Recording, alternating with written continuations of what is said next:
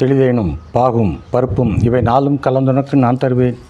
கோலம் செய்துங்க கரிமுகத்து தூமணியே, நீ எனக்கு சங்கத்தமிழ் மூன்றும் தா. ஆன்மீக பாதையில் உங்களுடன் நான் இளங்கோ. இறைவனுடைய திருவருளாலே எல்லாரும் நலமாக இருப்பீர்கள் என்று நம்பி இந்த வீடியோக்குள்ளே போகிறோம். இந்த வீடியோவில் காலபைரவர் அப்படின்ற அந்த தெய்வத்தை பற்றியும் அந்த இறைவனை பற்றியும் அவர் கொடுத்த சாபங்களை பற்றியும் பார்க்க போகிறோம். சிவபெருமானுடைய 64 வடிவங்கள் இருக்கின்றன. சிவபெருமானுக்கு அந்த 64 திருவடிவங்களிலே ஒன்று பைரவர். இந்த பைரவருக்கு இவருக்கே 64 வடிவங்கள் இருக்கின்றன. 64 விதமான நிலைகளில் பைரவரை கோயில்களில் பார்க்கலாம். ஒவ்வொரு பைரவருக்கும் ஒவ்வொரு பேர் இருக்குது. பொதுவாக இவரை எப்படி அறிகிறோம் அப்படி சொன்னால், கபால பைரவர் அல்லது கால பைரவர், இந்த மாதிரி தான் இவரை நம்மால் அறிய முடிகிறது. கோயில்களிலே பெரிய சிவாலயங்களில் பார்த்திங்கன்னா அந்த வடகிழக்கு பகுதியிலே, அதாவது ஈசான மூலை அப்படி சொல்கிறோம் இல்லையா, அந்த பகுதியில் ஒரு சன்னதியில் அவர் தனியாக இருப்பார். கொஞ்சம் கோரமான வடிவத்தில் இருப்பார். திகம்பரராக இருப்பார். திகம்பரன்னு சொன்னால் ஆடை இல்லாத நிலை, எல்லாவற்றையும் கடந்த நிலை, ஆடை இல்லாத நிலை, திகம்பர ரூபம். திகம்பர ரூபராக இவர் இருப்பார். இவருக்கு பூணலாக ஒரு நாகத்தை அணிந்திருப்பார். கைகளிலே மழு, சூலம், தண்டம், பாசக்கயிறு போன்றவற்றை வைத்திருப்பார். சில வடிவங்களிலே ஒரு மானுக்கு புல் கொடுப்பதை போன்ற தோற்றத்திலும் இவர் இருப்பார். இன்னும் சில வடிவங்களிலே இவருடைய கரத்திலே ஒரு துண்டிக்கப்பட்ட தலையானது ஒன்றை இவர் பிடித்து கொண்டிருப்பதை போல இருக்கும். அது கபால பைரவர் என்று சொல்கின்ற நிலை, அந்த வடிவத்தில் இருப்பார். இப்போது இவர் எப்படி இந்த காலபைரவர் என்பது எப்படி நம்முடைய புராணங்களிலே இவர் வருகிறார் அப்படிங்கிறத அதை பார்க்க போகிறோம். அதுக்கு ஒரு சுவையான ஒரு வரலாற்று கதை இருக்கிறது, புராண கதை இருக்கிறது. அது ஒரு அந்த காலத்தில் பிரம்மனுக்கும் 5 தலைகள், சிவபெருமானுக்கும் 5 தலைகள். இப்போது பிரம்மனுக்கு ஒரு அகங்காரம், ஆணவம் நிறைந்த நிலையிலே பிரம்மன் சுற்றி திரிகிறார். ஏன்னா அவருக்கு ஈசனுக்கு இணையாக 5 தலைகள் இருக்கிறது அல்லவா, அந்த நிலையில் அவர் சுற்றி போகிறார்.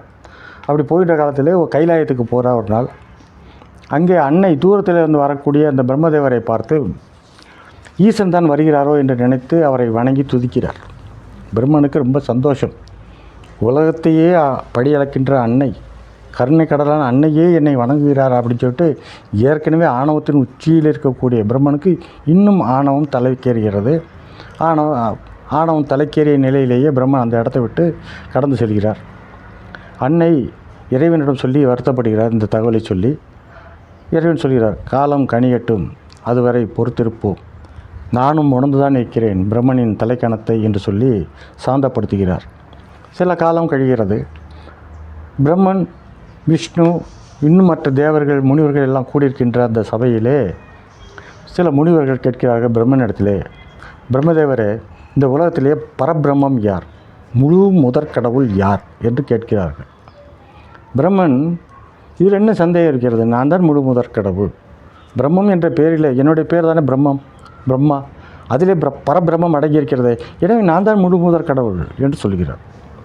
இதை கேட்ட அந்த முனிவர்கள் எல்லாம் அதிர்ச்சி ஆகிறார்கள். தேவர்களும் அதிர்ச்சி ஆகிறார்கள். ஏன்னா அவர்களுக்கு தெரியும், முழு முதற் கடவுள் பரம்பொருள் அந்த சிவபெருமான் தான் என்பது எல்லோருக்குமே தெரியும். இவர் இப்படி சொன்னோன்னே அவங்களுக்கு கொஞ்சம் அதிர்ச்சி. சரி, மகாவிஷ்ணுவிட்ட கேட்போம் அப்படின்ட்டு திருமால்கிட்ட கேட்குறாங்க. நீங்கள் என்ன சொல்கிறீர்கள் மகாவிஷ்ணுவை அப்படின்ட்டு கேட்குறாங்க. அப்போ மகாவிஷ்ணு சொல்கிறாரு, பிரம்மன் தன்னை முழு முதற் கடவுள்னு சொன்னதுனால மகாவிஷ்ணுவுக்கு பொறுக்கலை.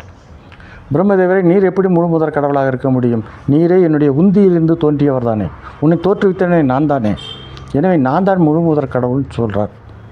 இப்போது சுற்றி இருக்கக்கூடிய அனைவருக்கும் இன்னும் ஒரு அதிர்ச்சி, பெரிய அதிர்ச்சி. என்னடா மகாவிஷ்ணுவே இப்படி சொல்கிறாரே அப்படி சொல்லிட்டு. ஆனால் மகாவிஷ்ணுவின் நோக்கம் அதல்ல, பிரம்மதேவரை மட்டம் தட்ட வேண்டும் என்பதாகத்தான் அவர் சொல்கிறார். இந்த கதை இங்கேருந்து கொஞ்சம் பிரிஞ்சிடும், சரிங்களா. நம்முடைய சைவ சமய நூல்களிலே மாணிக்கவாசகர் பாடுகின்றது, மாலும் அயனும் சேர்ந்து திருமுடியையும் திருவடியும் காண தவித்தார்கள், கண்டுபிடிக்க இயலாமல் துடித்தார்கள் சொல்கிறாங்க. அந்த கதை அங்கே போயிடும். இந்த கதை நான் சொல்கிற கதை காசி காண்டத்தில் வரக்கூடிய கதை. இந்த காலபைரவருடைய கதை வந்து 2-3 பகுதிகளில் பார்க்கலாம். அதாவது காசி காண்டத்தில் ஒரு கதை வருகிறது, லிங்க புராணத்திலே ஒரு கதை வருகிறது, ஸ்கந்த புராணத்திலே ஒரு கதை வருகிறது. எல்லாம் சற்று மாறுபட்ட கதைகள். அதாவது அந்தகாசுரன் என்பவனை கொல்லுவதற்காக பைரவர் படைக்கப்பட்டார் அப்படின்னு ஒரு கதை வருது. தனகாசுரன் என்பவனை கொல்லுவதற்காக காளி வடிவெடுத்தால் அந்த காளிக்கு உதவி செய்த என்றெல்லாம் சொல்லி ஒரு கதை, காலபைரவரோட கதை போகிறது. ஆனால் நான் சொல்லிக் கொண்டிருப்பது காசி காண்டத்தில் வரக்கூடிய கதை.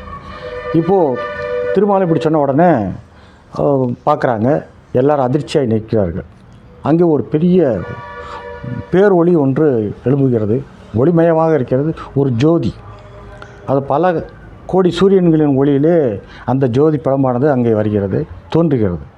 அப்போ பார்க்குறாங்க எல்லாரும். இப்போது விஷ்ணுவுக்கு சில உண்மைகள் புரிகிறது. இது ஜோதி வடிவாக வந்திருப்போது இறைவன் தானோ சிவபெருமான் தானோன்னு நினைக்கிறார். அந்த ஜோதி வடிவத்திலே உள்ளே பரம்பொருளும் உண்மையம்மையும் இருப்பதை மகாவிஷ்ணு கண்டுபிடித்து விடுகிறார். எனவே அவர் அந்த போட்டியிலே ஒதுங்கிட்டார். அவருடைய ஆணவம் அகன்று விட்டது. ஆனால் பிரம்மனுக்கு அடங்கலை. அந்த ஜோதியை பார்த்தோன்னே, யார் இங்கே ஜோதியை கொண்டு வந்து நிறுத்தியது, யார் இந்த ஜோதி, நீயே நீங்கள் வந்தாய் என்று கேட்கிறார். அந்த ஜோதியானது ஒரு குழந்தையாக மாறுகிறது. அந்த குழந்தையை பார்த்தோன்னே பிரம்மதேவன் சொல்கிறார், ஓஹோ நீதானா, சரி, உன்னை நான் ருத்ரன் என்று அழைக்கிறேன். உனக்கு என்னுடைய படைக்கும் தொழிலில் எனக்கு உதவியாக உன்னை வைத்துக் கொள்கிறேன், வா இங்கே என்று அந்த குழந்தையை கூப்பிடுகிறார். இந்த குழந்தை அடுத்த வினாடி ஒரு மனித உருவம் எடுக்கிறது. மகா பயங்கர மனித உருவம், கோரமான உருவத்தை எடுக்கிறது. இந்த மனித உருவம் எடுத்து பார்த்தத உடனே பிரம்மதேவர் கேட்கிறார், ஓ நீ மனிதனா, சரி சரி வா, உன்னை நான் காசிக்கு அனுப்புகிறேன். காசியில் சித்திரகுப்தனோடு இருந்து இந்த மனிதர்களின் ஆத்மாக்களின் பாவ புண்ணிய கணக்குகளை எல்லாம் நீ சித்திரகுப்தனோடு சேர்ந்து செய். உன்னை காசி நகரத்தின் காவலாக நான் நியமிக்கிறேன்னு சொல்கிறார். அதை சொல்லி முடித்த அடுத்த வினாடி இந்த மனித உருவமானது வேகமாக பிரம்மதேவரின் மீது பாய்ந்து அவருடைய தலையை தன்னுடைய நகங்களால் கிள்ளி எடுக்கிறது. ஒரு தலையை கிள்ளி எடுத்துருச்சு. அது எந்த தலை? சிவபெருமானை எந்த தலை நிந்தித்ததோ அந்த தலையை எடுத்துருச்சு. இப்போ இதில் ஒரு உண்மை புரிஞ்சுக்கணும். இவர் தான் காலபைரவர், இவர் தான் பைரவராக வர்றார். பைரவர் எப்போ கோவப்படுறாரு? சிவபெருமானை நிந்தனை செய்யும்போது கோவப்படுறார். மற்ற நேரங்களில் அவர் சாதுவாக இருக்கார். அப்போ அது கோவப்பட்ட உருவம் சிவபெருமானை நிந்தனை செய்தவர்களின் மீது அவருக்கு ஏற்படுகின்ற கோபம். இப்போ நம்ம எதை பயப்படணும்? சிவபெருமானை நம்ம வணங்குபவர்கள். நமக்கு காலபைரவர் எப்போ உதவி தான் செய்வார். நாம் அவர் கண்டு பயப்பட வேண்டிய அவசியம் இல்லை. யாரெல்லாம் சிவநிந்தனை செய்கிறார்களோ அவர்கள் தான் பயப்படணும். இப்போது இந்த மாதிரி தலையை கிள்ளி எடுத்துட்டார்.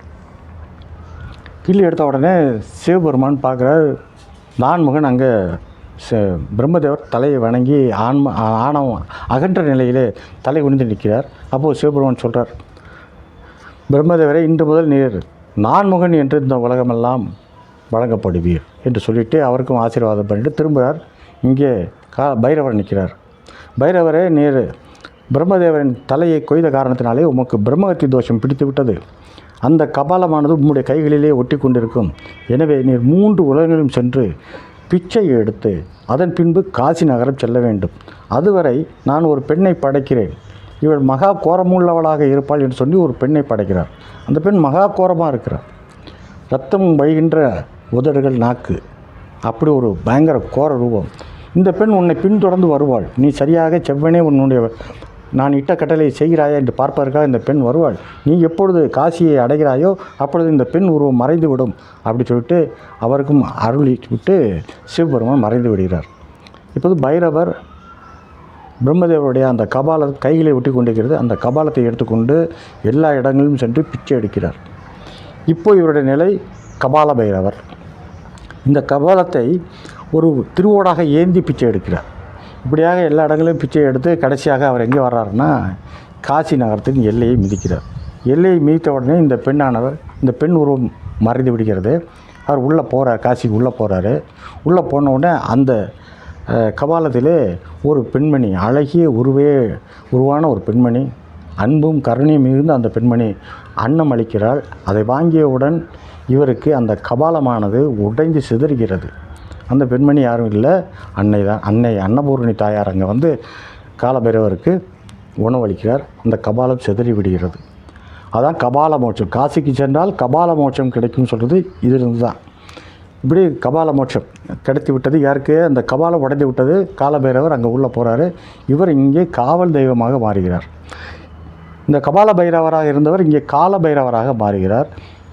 காசி நகரத்தின் 8 திசைகளிலும் இவர் காவல் தெய்வமாக நிற்கிறார். அதனால தான் காசிக்கு போகும்போது கோயிலில் பிரதானமாக இருப்பவர் பைரவர். அவரை வணங்கி விட்டு தான் மற்றவர்கள் எல்லாமே உள்ளே கோயிலுக்கு போகிறாங்க. இதுதான் இன்றைக்கும் இருக்கக்கூடிய ஒரு முறை. இப்போ அங்கே இருந்து 8 திசைகளிலிருந்து காவல் செய்கிறார். 8 திசைகளிலும் 64 பணிகளை செய்வதாலே 64 பைரவர்களாக அங்கே இருக்கிறார். காசியை சுற்றி கால பைரவர் தான். இப்போது இந்த மாதிரி இந்த கதை முடியுது. இதுக்கிடையில் இன்னொரு கதை கால பைரவரை பற்றி வருகிறது.